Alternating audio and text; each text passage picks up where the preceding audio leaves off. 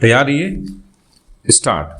वर्ष 1990 के आसपास भारत और चीन की अर्थव्यवस्थाओं का आकार और डॉलर के हिसाब से प्रति व्यक्ति आय लगभग समान थी, बल्कि चीन की प्रति व्यक्ति आय भारत से भी कम थी। दोनों देश विश्व के लगभग 190 देशों में से 140वें से 145वें स्थान के बीच रैंक किए गए थे।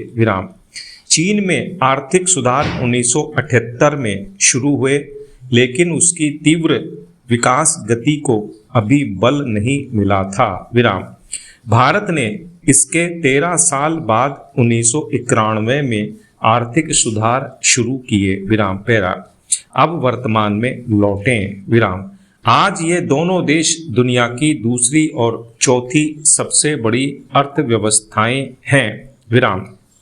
चीन 2010 में ही दूसरे स्थान पर पहुंच गया था और भारत अभी पिछले सप्ताह अंतर्राष्ट्रीय मुद्रा कोष के अनुसार चौथे स्थान पर पहुंचा है। भारत और चीन की यह 3 दशक लंबी यात्रा वास्तव में अद्वितीय, ऐतिहासिक और चमत्कारी है। एशिया के ये दोनों दिग्गज मिलकर वैश्विक जनसंख्या के 40% भाग का प्रतिनिधित्व करते हैं। भारत की वर्तमान आर्थिक हैसियत लगभग 4.1 ट्रिलियन डॉलर है, जबकि चीन की अर्थव्यवस्था इससे 5 गुना बड़ी 19 ट्रिलियन डॉलर की हो चुकी है। विश्व बैंक के अनुसार भारत ने वर्ष 2000 से 2024 तक सालाना औसतन 6.3% की दर से वास्तविक वृद्धि की है, जो बड़ी अर्थव्यवस्थाओं में सबसे तेज है। हाल के वर्षों में यह औसत बढ़कर 7.3% तक पहुंच चुका है। 1990 की तुलना में आज भारत की अर्थव्यवस्था 11.5 गुना बड़ी हो गई है, जबकि जनसंख्या मात्र 1.6 गुना ही बढ़ी है।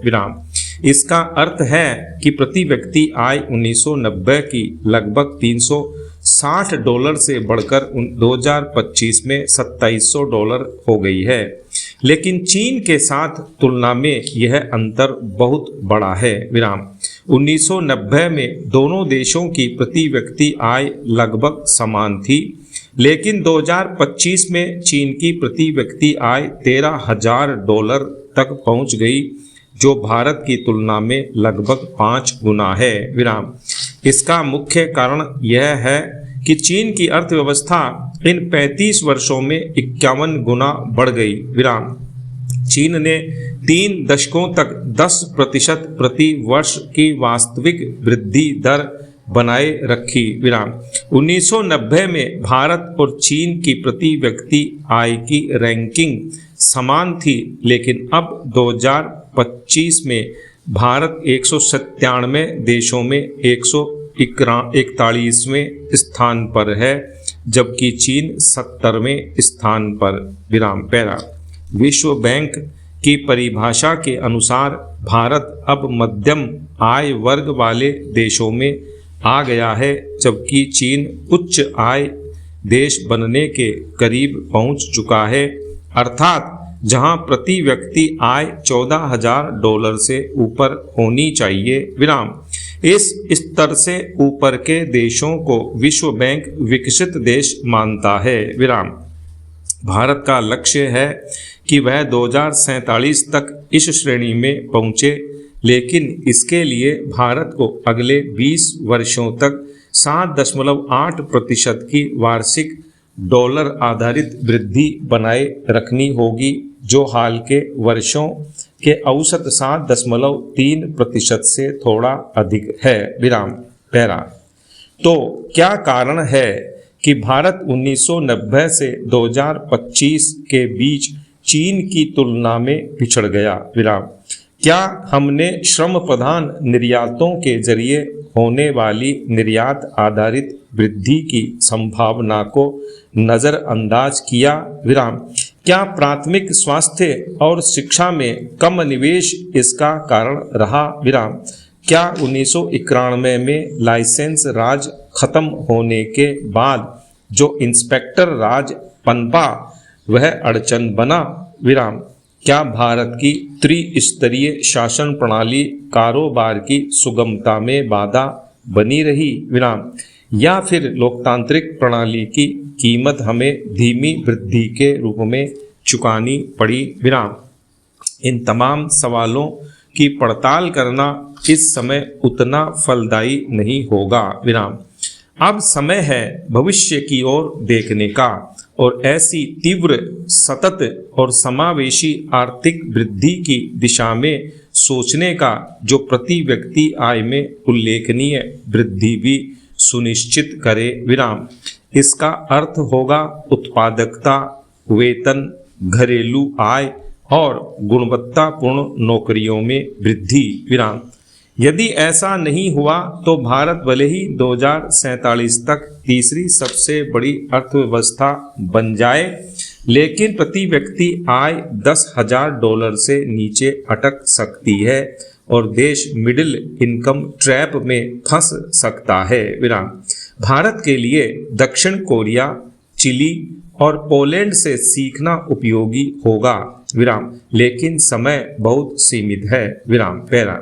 विश्व बैंक के अनुसार इस जाल से निकलने के लिए 3 सूत्रों की आवश्यकता होती है: निवेश, समावेशन और नवाचार। विराम। इन सूत्रों के अंतर्गत भारत को अपने निवेश को जीडीपी के 40% तक बढ़ाना होगा। विराम। समावेशन का अर्थ है नई तकनीकों का समावेश, वैश्विक मूल्य श्रृंखलाओं से जुड़ाव, व्यापार समझौतों के माध्यम से और विदेशी निवेश में बाधाएं हटाकर। विराम। नवाचार यानी अनुसंधान और विकास में सार्वजनिक व निजी निवेश को प्रोत्साहन देना, कौशल विकास, प्रशिक्षण और रोजगार योग्यताओं में वृद्धि। विराम। नीति आयोग की गवर्निंग काउंसिल की बैठक में राज्यों से अपील की कि वे हर शहर और गांव को विकसित राष्ट्र का दर्जा दिलाने के लक्ष्य के साथ काम करें। विराम।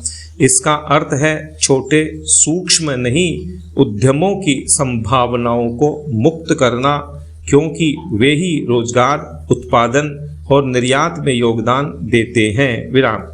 यह सब भारत को उस स्थिति में करना होगा जब वह 2070 तक शून्य कार्बन उत्सर्जन का लक्ष्य लेकर चल रहा है, आय विषमता को नियंत्रित रखने का दायित्व निभा रहा है और संघवाद को मजबूत करते हुए लोकतंत्र की 3 स्तरीय प्रणाली को बनाए रखना भी उसकी जिम्मेदारी है। विराम।